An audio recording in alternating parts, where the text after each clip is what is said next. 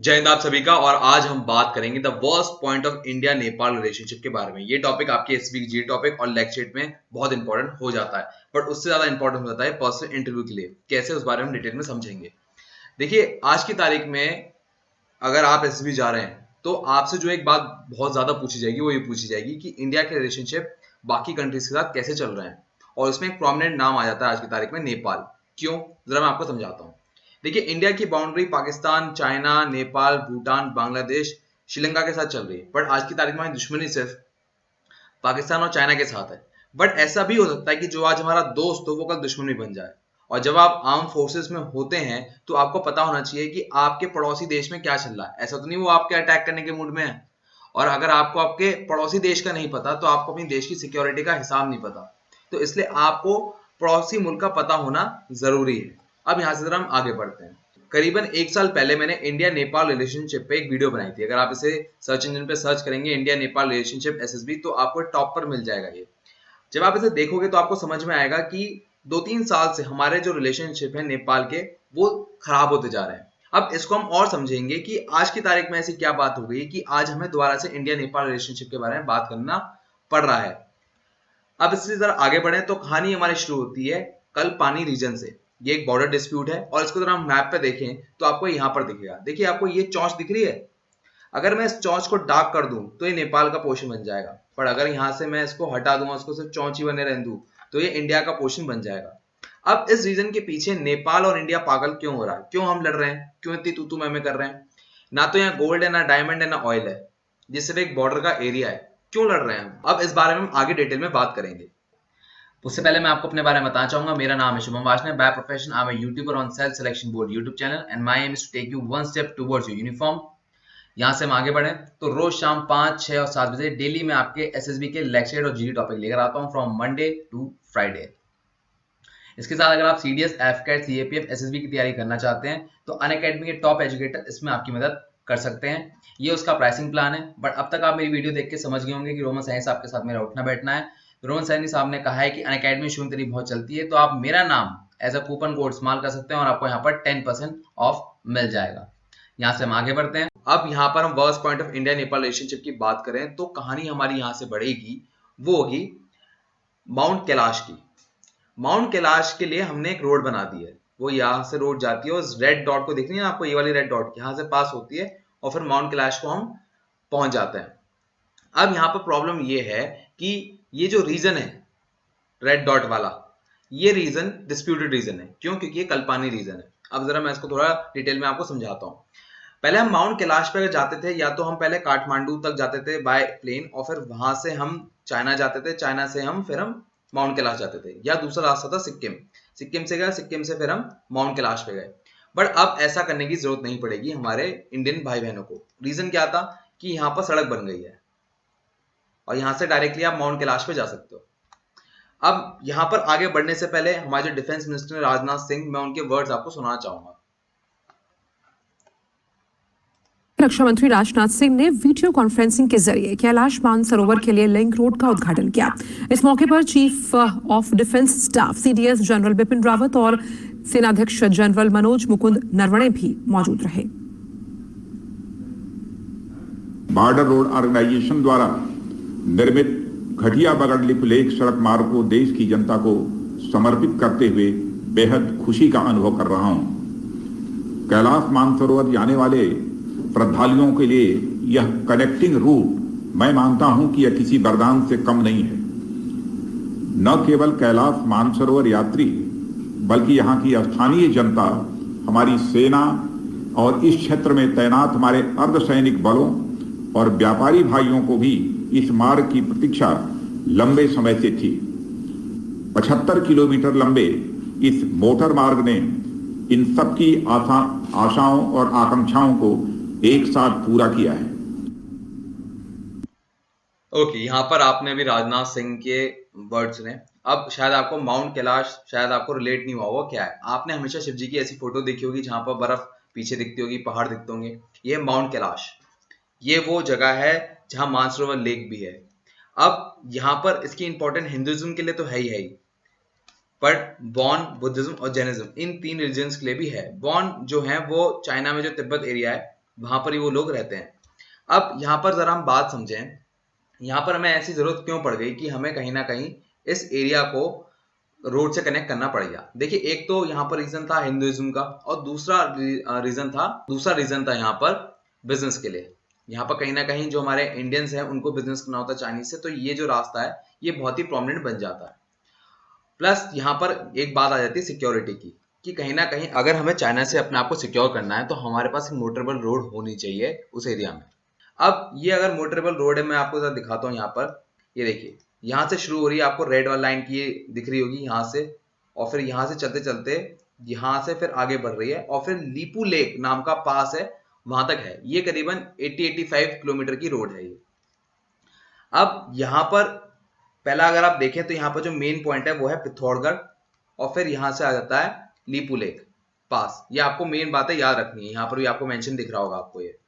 अब यहाँ से कहानी आगे बढ़ती है, तो यहाँ पर जैसे ही हमने रोड कंस्ट्रक्ट करी बॉर्डर पे, तो यहाँ पर जो नेपाल की ministry of press foreign affairs है, उन्होंने कहा कि एक प्रेस रिलीज हम कर रहे हैं और उसमें आपको कह रहे हैं इंडिया को कि भाई सुनिए, जो आपने ये इनॉग्रेशन किया है इस वाली रोड का, जो कि पिथौरागढ़ से चल रही है और फिर लीपू लेक पास से पास हो रही है, वो हमें पसंद नहीं आई।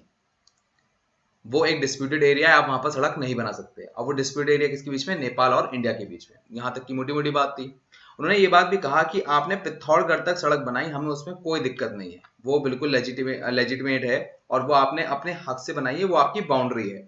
बट यहाँ जैसे आप लीपू लेक के पास आते हैं, वो हमें पसंद नहीं आया। अब ये बात हो गई और यहाँ से खटास बढ़ गई नेपाल और इंडिया के बीच में। अब सडनली नेपाल को ऐसी प्रॉब्लम क्यों हो गई? ये जो रीजन है जो मैं कह रहा हूँ डिस्प्यूटेड कैसे बन गया, देखिए पहले डिस्प्यूटेड रीजन तो ये बहुत पहले से है, बट नेपाल की नाराजगी शुरू हुई 7 नवंबर 2019 से। नेपाल की नाराजगी इसलिए स्टार्ट हुई क्योंकि जो इंडिया है उसने एक नया पॉलिटिकल ऑफिशियल मैप रिलीज किया, जिसमें ये बताया गया कि जम्मू एंड कश्मीर, जिसे पीओके कहा जाता है पाकिस्तान के द्वारा, और लद्दाख रीजन में जो अक्साई चीन वाला हिस्सा है, वो इंडिया ने अपना बताया। तो यहाँ पर पाकिस्तान चाइना को तो परेशान होना था, वो तो ठीक है, वो कोई दिक्कत की बात नहीं है, पर नेपाल को भी दिक्कत हुई क्योंकि उसमें हमने कलपानी रीजन को कह दिया कि इंडिया का हिस्सा है। ठीक है, ये मोटी मोटी बात थी, बट नेपाल हमारा दोस्त है, उसकी नाराजगी हमें कैसे मतलब मान लें कि यार चलो नाराज है, चलो हम उससे बात करेंगे। तो अब आगे कहानी बढ़ती है। अब यहाँ पर जब हम आगे बात कर रहे थे, तो ये बॉर्डर डिस्प्यूट और बढ़ता जा रहा था क्योंकि जो नेपाल में गवर्नमेंट है वो कम्युनल गवर्नमेंट है, कम्युनिस्ट गवर्नमेंट है। तो अगर वो कम्युनिस्ट गवर्नमेंट है तो वो चाइना से कहीं ना कहीं रिलेट करती है और कहीं ना कहीं उसका एग्रेशन इंडिया के खिलाफ आता है।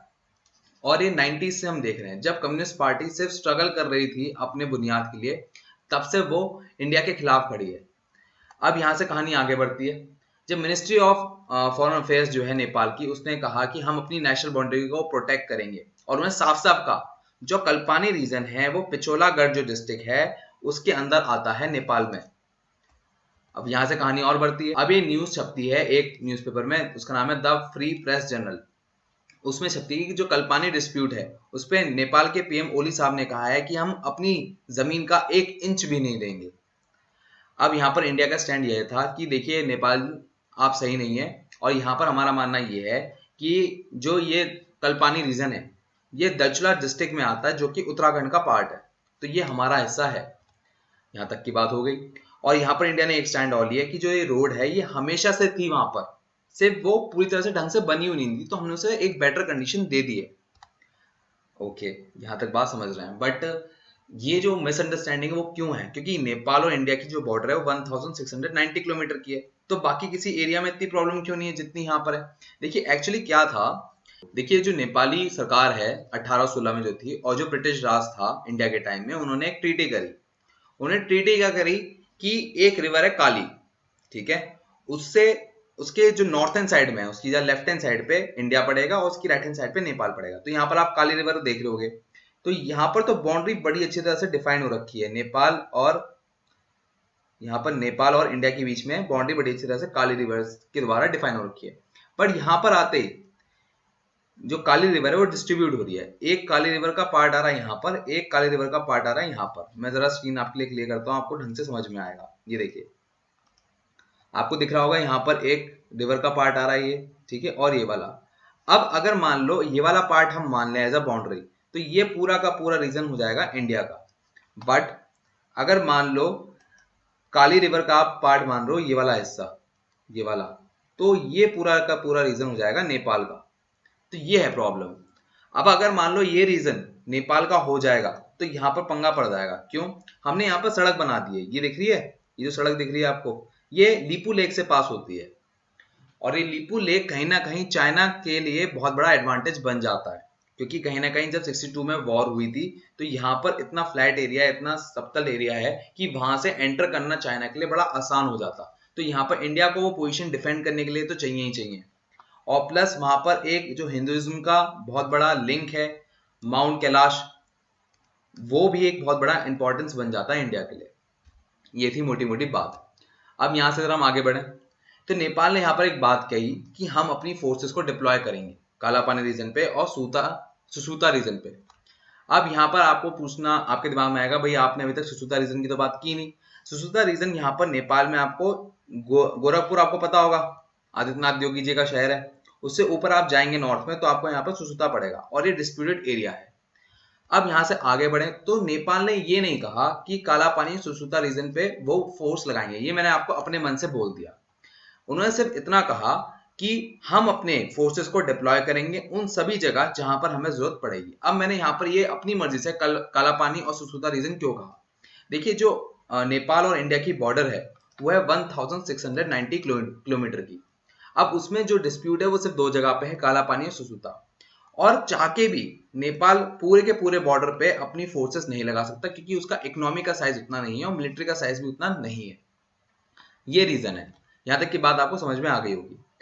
अब यहां पर आप बड़ा अच्छा बता रहे होगे, आपने नेपाल बताया, आपने माउंट कैलाश बताया, उसकी सिग्निफिकेंस बताई, बहुत कुछ बताया आपने, और यहाँ पर ना इंटरव्यूइंग ऑफिसर आपसे कहेगा वेल डन, आपको तो बहुत नॉलेज है, बहुत डीप नॉलेज है। अच्छा, एक बात बताओ कि जो इंडिया है, इंडिया की जो कौन सी स्टेट है जो नेपाल के साथ बॉर्डर टच कर रही है, शेयर कर रही है? अब आपसे एकदम बेसिक लेवल सवाल पूछ लिया जाएगा जब आप इतना सारा जवाब दे रहे होगे, और रीजन सिर्फ होगा यहाँ पर स्ट्रेस लेवल लाने का। अब इस सवाल का जवाब क्या है? इस सवाल का जवाब है ये, टोटल जो स्टेट हैं जो नेपाल को टच कर रही हैं वो हैं 1 2 3 4 5। पहली है उत्तराखंड, उसके बाद है उत्तर प्रदेश, फिर बिहार, फिर वेस्ट बंगाल, फिर सिक्किम। वेस्ट बंगाल लोग कंफ्यूज कर जाते हैं, इसलिए यहाँ पर भूलिएगा मत।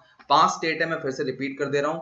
पहली है उत्तराखंड, दूसरी है उत्तर प्रदेश, तीसरी है बिहार, चौथी है वेस्ट बंगाल एंड आखिरी है सिक्किम। यहाँ तक की बात आपको समझ में आ गई होगी। अब ऐसे सवाल बहुत ज्यादा पूछे जाते हैं, अगर आपको इसके बारे में डिटेल नॉलेज लेनी हो तो आप मेरी ये वीडियो सर्च कर सकते हैं, Shubham Varshney SSB personal interview, और वहां पर आपको रियल लाइव इंटरव्यू मिलेगा, जहां पर कमांडर चकपाई सर ने मेरा इंटरव्यू लिया है, जैसे एसएसबी में होता है। और यहाँ होता है वीडियो का एंड। अगर आपको वीडियो अच्छी लगी और कंसेप्ट की क्लैरिटी आई है तो खाने पे बुलाइए, और मेरी वीडियो देखकर आपको रिकमेंडेशन मिलती है तो मिठाई खिलाइए। अगर आप चाहते हैं कि मैं कोई टॉपिक लूं तो #वार्ष्णेय कमेंट बॉक्स में बताइए, या मेरे लिए कोई पर्सनल मैसेज हो तो आप इंस्टाग्राम पे मुझे डीएम कर सकते हैं। सेल्फ सिलेक्शन बोर्ड मेरे इंस्टाग्राम का हैंडल है, and my aim is to take you one step towards uniform. तो पूरी कोशिश करूंगा कि आपकी प्रॉब्लम सॉल्व हो।